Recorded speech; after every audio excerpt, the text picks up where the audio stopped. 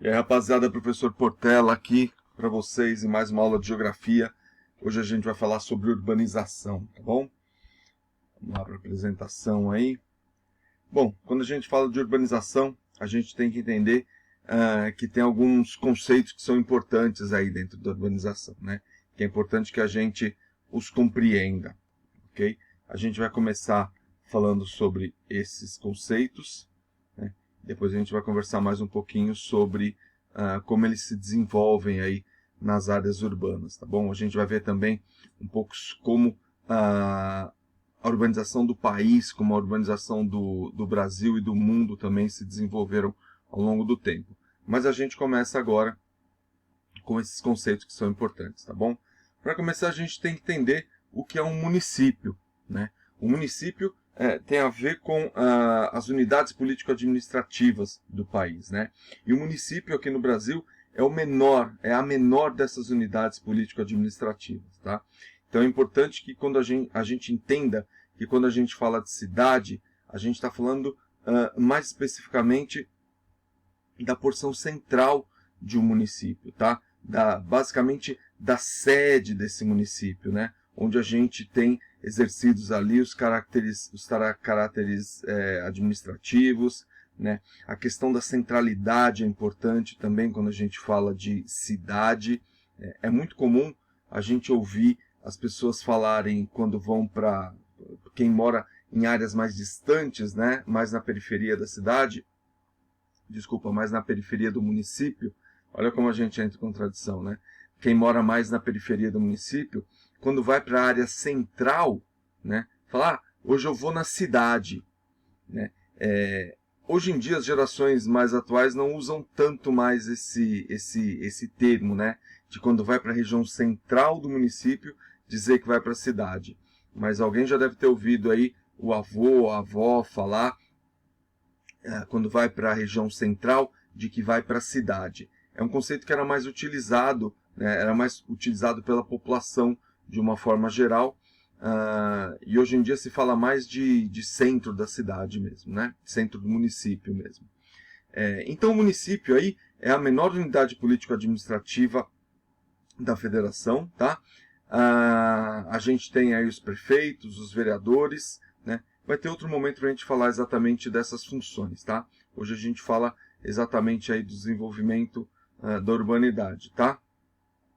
A cidade, então, essa porção central do município, essa porção onde estão se desenvolvendo aí a questão do comércio, dos serviços, as questões administrativas, né? Onde está a prefeitura, onde está a Câmara dos Vereadores, as diversas secretarias que tem dentro da administração municipal, ok? Quando a gente fala de distritos, a gente está falando de algumas subdivisões administrativas dentro do município, né? Elas não têm legislação própria, elas não têm administração própria, elas não têm o seu próprio código de obras, o seu próprio plano diretor. É uma unidade, é uma subdivisão, mas ela não tem autonomia política dentro do município, tá bom? Muitas vezes tem uma determinada característica, tem representantes, né, dentro da urbanidade que as representam, é uma comunidade que se identifica, né, entre os seus membros de forma mais intensa. Então, muitas vezes faz sentido você ter um distrito dentro de um município, né? Um distrito que tem algumas características de um comércio, de uma população que vive ali, de uma característica de como a urbanização, como as construções se desenvolvem, como que a ocupação daquela região se desenvolve. Então, é uma subdivisão administrativa, ok? Que não vai necessariamente, ela não tem essa autonomia política, né? Não tem essa autonomia administrativa, ok? A gente tem alguns tipos de cidades também que vão se desenvolver ao longo do tempo.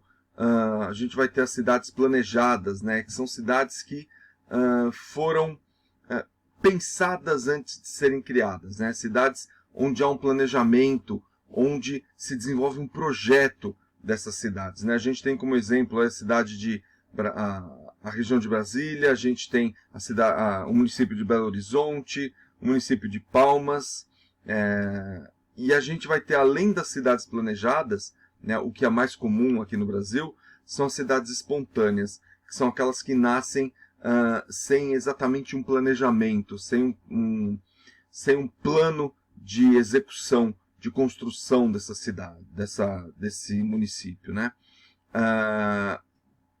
Então a gente tem municípios como Osasco, como o próprio município de São Paulo, a cidade de Londres, na Inglaterra, foram aglomerações urbanas que foram se dando ao longo do tempo pela própria espontaneidade da população que ocupava aquela região.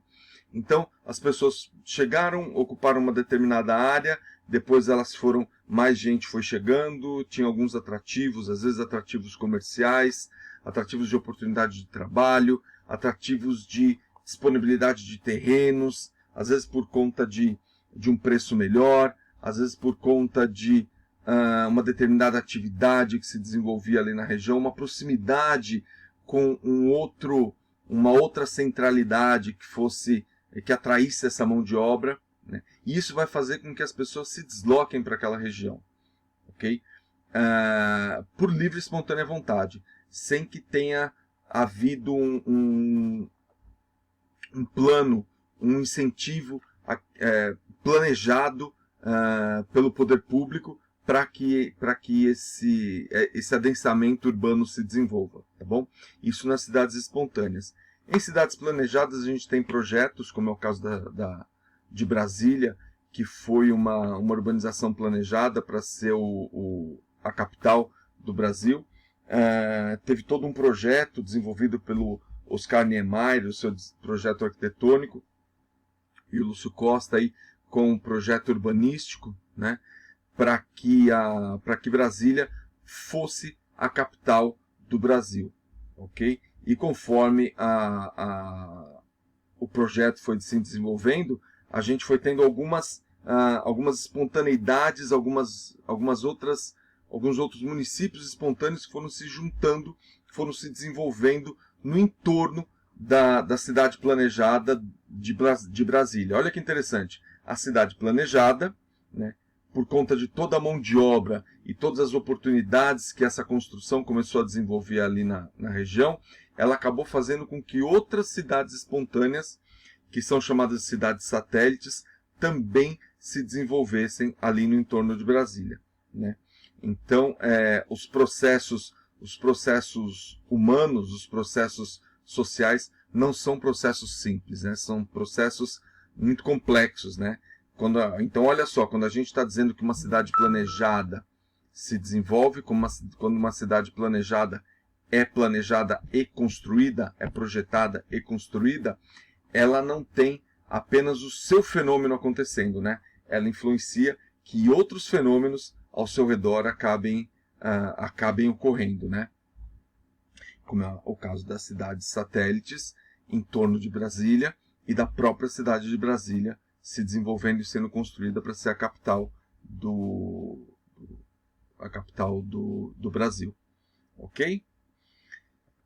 Vamos lá. A gente tem alguns fenômenos que também acontecem aí que tem ou são consequência da urbanização ou da atividade econômica e do padrão de desenvolvimento econômico que se desenvolve no país e que tem determinadas denominações, né? O êxodo rural, por exemplo, né? Que é o fenômeno da migração de parcelas da população que mora em área rural, tentando mudar o seu padrão de vida. Em geral, né, no Brasil, a gente teve esse desenvolvimento sendo muito, esse êxodo rural sendo muito desenvolvido, crescendo muito por conta das atividades urbanas, né, que foram se mostrando mais economicamente mais viáveis, né, traziam rendimentos melhores para a população. A gente teve alguns fatores de violência no campo também, né? De poceiros ou de pessoas aí que tentavam tomar a terra de outros contingentes populacionais mais simples, né? E que expulsavam esse trabalhador do campo, né? Esse trabalhador, quando não tinha exatamente a posse legal do seu terreno, ele estava sujeito a que outros, né, mais fortes, digamos assim, do ponto de vista de influências, né, ou influência política, ou da possibilidade aí de ter pistoleiros a seu mando, né, o uso da violência, né, acabassem impondo a força, impondo a expulsão dessa população. Então o êxodo rural muitas vezes se dá de forma espontânea ou se dá de forma forçada também, ok? A urbanização então vai ser o processo em que uma determinada área urbana, um fenômeno geográfico de adensamento populacional, né, e crescimento das atividades urbanas se desenvolva e comece a crescer dentro da sua região mais do que a área rural, e o fenômeno aí da conurbação, que é quando a gente tem o crescimento de uma área urbana influenciando outros municípios no seu entorno, né? A gente tem, por exemplo, a região metropolitana de São Paulo, que é um fenômeno de uma região metropolitana com uma série de municípios no seu entorno, e que se a gente olha a gente vai ver nas próximas aulas aí, se a gente olha uma imagem de satélite, praticamente não dá para perceber o que é o município de São Paulo, ou o município de Osasco, ou de Barueri, ou de São Bernardo do Campo, Diadema, Mauá. São vários municípios dentro de uma mancha urbana contínua, onde as infraestruturas estão conurbadas, ok? Essa rede de municípios, essa rede de infraestruturas, vamos dizer assim, as infraestruturas que compõem o município, sistema viário, sistema metroviário, sistema de transporte ferroviário que não o metroviário, a rede de distribuição de energia elétrica, tudo isso forma o que a gente chama de rede urbana, ok?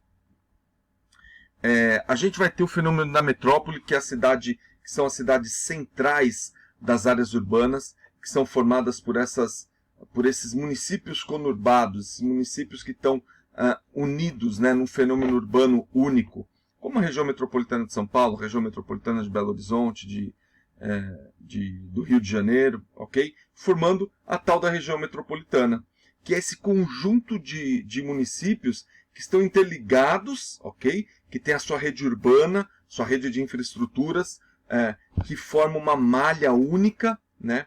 Que se confundem os domínios de administração e que crescem, e que crescem meio que em colaboração uns com os outros, ok?